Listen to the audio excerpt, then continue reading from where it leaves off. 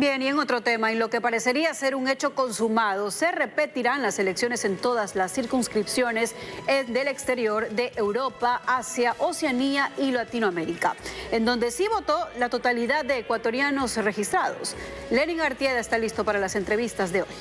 Y en los estudios, el doctor Carlos Aguinaga, expresidente del Tribunal Supremo Electoral y experto en procesos electorales. Lenin, ya varias organizaciones políticas han impugnado la decisión del CNE y quien tendrá la última palabra será el Tribunal Contencioso Electoral y el tiempo corre. Fernando, Samantha, esta resolución del Consejo Nacional Electoral podría tener un trasfondo político. Lo vamos a conversar con el doctor Carlos Aguinaga. Buenos días, doctor. Bienvenido a Contacto Directo. Muy buenos días, Lenín. Para mí es un gusto compartir con la teleaudiencia y con usted. Doctor, la resolución del Consejo Nacional Electoral de anular las elecciones telemáticas en las circunscripciones del exterior, ¿tiene sustento legal? De acuerdo a mi criterio, no existe ninguna causal en el artículo 143 del Código de la Democracia de nulidad de elecciones y la que han escogido, la tercera, de suplantación, adulteración o falsificación del registro electoral o de las actas de instalación en el escrutinio, no se adecúa a lo que pasó el 20 de agosto. De tal suerte que en esta causal que se ha esgrimido no existe la compatibilidad jurídica como para argumentar en la misma la declaratoria de nulidad de las votaciones.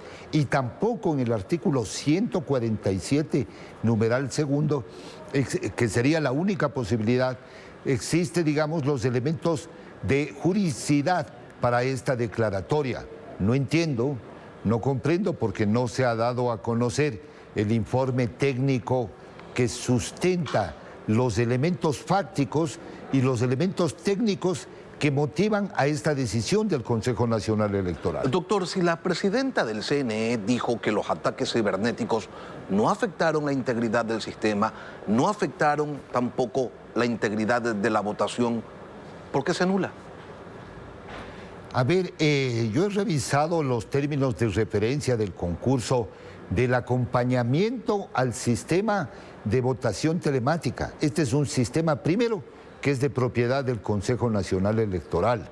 Y lo que había era una contratación para dar un acompañamiento, una asistencia en lo que es el registro y la votación telemática del exterior. Es más, la reforma del 3 de febrero del 2020, en el artículo 113, establece la obligatoriedad del Consejo Nacional Electoral de utilizar medios electrónicos o telemáticos para facilitar la votación de los ecuatorianos en el exterior. Entonces, ¿qué explicación? El tema de los hackers es un ataque a todo el sistema, no necesariamente o puntualmente al servicio que está brindando esta compañía, porque además ellos lo que hacen es trasladar esta data que tienen en su sistema, que puede ser una app, puede ser en la nube, puede ser en el internet, una facilidad. Ellos trasladan esta información al sistema de escrutinio y de votación telemática del Consejo Nacional Electoral. Aquí lo que falta es una explicación técnica mucho más precisa del Consejo Nacional Electoral. Doctor, pero resulta que no solamente no tiene sustento legal lo resuelto, sino que además se contrapone con lo que expresamente señala el Código de la Democracia, que estipula que las elecciones legislativas se deben dar en primera vuelta y lo que en la práctica se quiere hacer es desarrollarlas en el extranjero en segunda vuelta. ¿Y allí cómo hacemos? Y no solo eso, o sea, en primer lugar, no hay cómo hacer la elección en segunda vuelta electoral. En el sistema antiguo, en la ley de elecciones, había 15 días para repetir una elección una vez declarada la nulidad. Pero aquí están cambiando de modalidad, del voto telemático al voto presencial.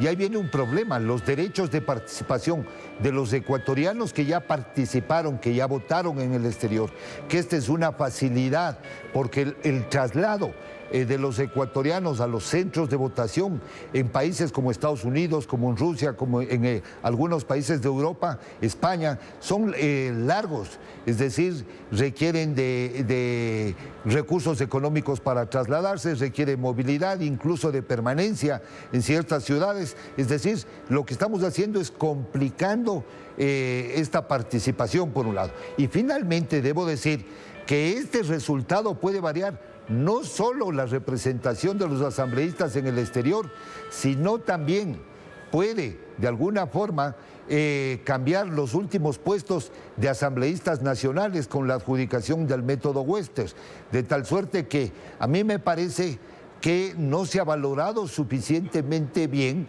ni adecuadamente, ni legal ni técnicamente para tomar una decisión que va a incidir en los derechos de participación y de representación. Doctor, hasta ahora ni el CNE ni la empresa Antro Proyectos han presentado pruebas fehacientes del supuesto hackeo y resulta pues además que el contrato tiene una cláusula de confidencialidad. En un proceso donde está en juego la pureza del sufragio, por decirlo menos, esta opacidad abona a generar dudas sobre la transparencia del mismo. A ver, Lenin, las cláusulas de confidencialidad de los contratos deben ser para proteger la información que pone la compañía, sus derechos de propiedad intelectual respecto a sus sistemas e igual protegerlos del Consejo Nacional Electoral. Pero una cláusula de confidencialidad no puede proteger un silencio respecto a un tema que tuvo unos errores que deben ser explicados tanto por el Consejo Nacional Electoral como por la compañía. Entonces no se puede argumentar la cláusula de confidencialidad que es sobre propiedad intelectual. No se puede realmente argumentar para que sea un silencio cómplice y la comunidad no sepamos qué es lo que pasa, el país no sepa qué es lo que pasa, las organizaciones políticas. Es obligación del Consejo Nacional Electoral y de esta compañía dar las explicaciones técnicas precisas. Y eso es lo que requiere el país en estos momentos. Doctor, ¿el Tribunal Contencioso Electoral en qué tiempo debe resolver las solicitudes, las impugnaciones presentadas por las organizaciones políticas a esta resolución del Consejo Nacional? Bueno, más o menos hay un tiempo aproximado entre 30 y 35 días que puede alargarse dependiendo los recursos. O sea, pero ¿podría darse el caso, doctor, de que llegue la segunda vuelta y no se hayan resuelto todavía las impugnaciones ante el contencioso electoral? Podría darse ese caso de que empate con el 15 de octubre, pero no solo van a haber impugnaciones ahora, quienes ya digamos, fueron favorecidos con el resultado de la elección y los ciudadanos que ya votaron y las organizaciones que creen tener derecho.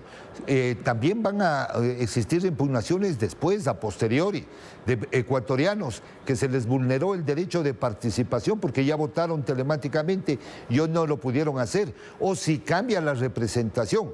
Es decir, esto va a ser un cuento de nunca acabar. ¿Por qué? Porque no hay una resolución adecuada respecto a este tema, ni una información fluida y transparente de qué es lo que realmente pasó. Porque también la gente se asusta, o el funcionario público se asusta, cuando en redes sociales se monta una especie de campaña justamente para vender una idea a la opinión pública y no sabemos cuántos ecuatorianos realmente han reclamado respecto a este tema. Y estamos sujetos a las presiones de las redes sociales y de las estrategias de comunicación que existen detrás de ella. Bueno, en América Latina votó el 100% de los registrados, en Estados Unidos el 71% de los registrados. En Europa sí fue poco más del 30%, pero el CNE resuelve anular todo. Doctor, con la claridad que lo caracteriza, separando el polvo de la paja, ¿qué está detrás de todo esto? ¿Beneficiar a alguna organización política en particular? Bueno, yo sí creo que detrás de esto hay un interés de cambiar la composición de la Asamblea Nacional. Y al cambiar estas reglas de juego, evidentemente lo que se quiere es afectar a las organizaciones políticas que ya obtuvieron un resultado, especialmente Construye y al Partido Sociedad Patriótica, que entraría Lucio Gutiérrez por los últimos puestos en la adjudicación. Entonces, aquí se está midiendo este tipo de fuerzas. Ahora, si el nivel de participación de los registrados es el que usted me indica, en relación a Latinoamérica, no había razón de anular. En el caso de Europa, por ejemplo, fue transmitida la votación, pero ¿por qué en unas elecciones se anula y se repite y en otras no?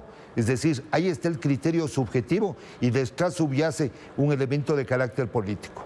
Doctor, se dice ahora pues que se van a repetir las elecciones, pero como usted señalaba, ya no van a ser telemáticas, sino con papeleta. En la práctica, ¿cuál es la diferencia entre un mecanismo y otro?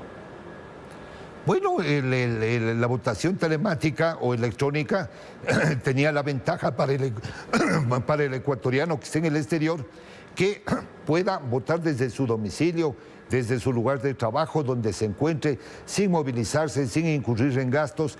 Y obviamente, de los términos de referencia que estaban ahí tenían la obligación de poner unos servidores de seguridad, tener un plan de contingencia, que el sistema sea auditable. Ahora, en el caso físico, en cambio, corresponde instalar miembros de mesa, instalar en los consulados los centros de votación, que los ecuatorianos se trasladen, con un agravante. En la reforma del 3 de febrero del 2020 se introdujo un documento adicional, no solo la cédula de identidad y el pasaporte para votar, sino que se les confirió una facultad a los cónsules de emitir una credencial consular para que puedan votar. Y los cónsules son de cuota política, y entonces vamos a tener un registro electoral que no es confiable, porque además no tenemos un registro electoral del exterior actualizado en forma permanente y diaria que excluya e incluya los cambios que se van produciendo. Y ese es el mal, y no sé por qué no lo hacen. Esa necesidad de que el migrante, el ecuatoriano en el extranjero, pues se traslade en ocasiones cientos de kilómetros para llegar hasta el lugar, hasta el consulado o hasta el colegio en donde se instala la junta receptora del voto, es lo que en ocasiones anteriores ha sido la causa, el motivo de que el ausentismo sea tradicionalmente alto en las circunscripciones del exterior. Sería una locura pensar pues que alguien se va a movilizar cientos de kilómetros con todos los gastos que eso implica para votar. En la práctica eso no pasa, o si pasa, pasa realmente poco, doctor. Así es, efectivamente, mucha gente no va, porque además tiene que trabajar, tiene que cumplir con sus horarios de trabajo, no va a sacrificar, porque además este voto es facultativo, no gana ni pierde nada. Entonces, la votación electrónica o telemática e incluso la votación por correo anticipado, lo que facilita es que los ecuatorianos en el exterior se expresen, esos 400,000 ecuatorianos que dicen que existen. ¿No es cierto? En el registro telemático se entiende que hay 125,000 alrededor, pero es un voto facultativo en el que el Estado está en la obligación de facilitarle los medios para que los ecuatorianos voten. No es facilitar a las organizaciones políticas para que en los centros urbanos donde se concentra algún tipo de ecuatorianos sean los que voten. Entonces, aquí va a haber un cambio de la voluntad popular, una transgresión a los principios y garantías que debe primar en un sistema y en unas elecciones. ¿Por qué? Por la falta de transparencia, por la falta de auditabilidad de los sistemas informáticos y también por la irresponsabilidad en la falta de controles de las organizaciones políticas y los candidatos. Y también pues por los intereses, ¿no?, de las organizaciones políticas, por el manoseo. Doctor, si en el Pleno del Consejo Nacional Electoral hubiera un vocal de Construye, la organización afectada, porque perderían o están en riesgo sus 3 asambleístas electos, ¿usted cree que esto hubiera ocurrido? ¿Que se hubiera dado paso a una resolución en este sentido? Pues, yo creo que realmente no, el sistema anterior de representación de fuerzas políticas equilibraba de alguna manera con los pesos y contrapesos para evitar los abusos en la administración electoral. Hoy venimos falla tras falla. Falla el sistema, se apaga, no hubo transmisión, pero adicionalmente no solo hay que ver en la compañía esta Antroproyectos, también hay que investigar adentro, los técnicos de adentro, porque pudo haber un boicot interno. Para eso se requiere unos sistemas de control con monitoreo, con alarmas, con trazabilidad de lo que hace cada uno de los técnicos de la Dirección de Informáticos del Consejo Nacional Electoral, cómo fue operando las líneas de comunicaciones, cómo estuvo la seguridad, si existieron o no existieron alertas. No es así nomás de culparle a los hackers. Aquí hay responsabilidades que tienen que establecerse adentro y afuera. ¿Debería ya la Contraloría intervenir? Debería ya intervenir la Contraloría inmediatamente, pero adicionalmente es obligación de la propia autoridad electoral iniciar una investigación exhaustiva y las organizaciones políticas y candidatos deben pedir una auditoría internacional y nacional técnica de este proceso para analizar justamente todos los elementos de comunicación, de seguridad, informáticos, electrónicos, telemáticos, los medios que se utilizaron, porque ahí está la información, están en los servidores y no podemos dejar pasar, dejar hacer una nueva elección, borra todo y se afectan derechos. Carlos Aguinaga, expresidente del Tribunal Supremo Electoral. Gracias, doctor, por acompañarnos hoy aquí en Contacto Directo. Gracias a usted, Lenín, muy gentil.